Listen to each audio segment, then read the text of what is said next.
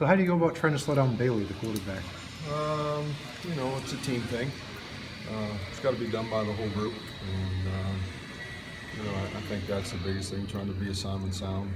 I told our guys it's kind of like being back at West Point a little bit, triple option, and, you know, triple threats, and you know, he's one of the biggest ones. So just got to do it by assignments, and guys responsible for their areas and doing their jobs. Is he good prep for you for the quarterback? You're going to see a plethora of good quarterbacks throughout the year. Is he a good prep for you in the I think opener? he's really good. Yeah. I think he's. I don't know if it's prep. I think he's. No, really, yeah, he's but I really mean, good. Very athletic. He's big. Can run. Strong.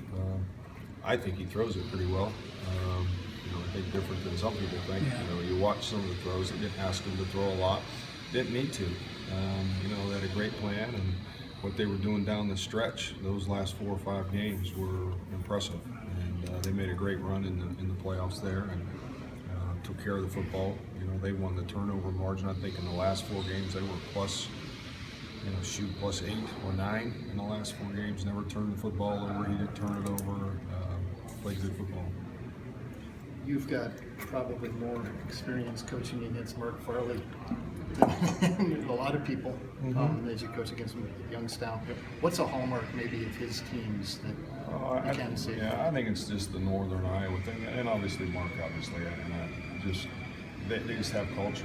You know, they have winning culture. They are tough. They're physical. You know, shoot, I was at Youngstown when Terry was the coach at Northern Iowa. That was my first experience there. It was back in the early '90s, and played a playoff game there. And it wasn't any different when I went back 10 years later and Mark was the coach or whatever. It just they have a culture of winning. They expect to win. They physically try to punish you, and they have great players, and they're well coached. So they have the culture that it takes to win, and that's why they do.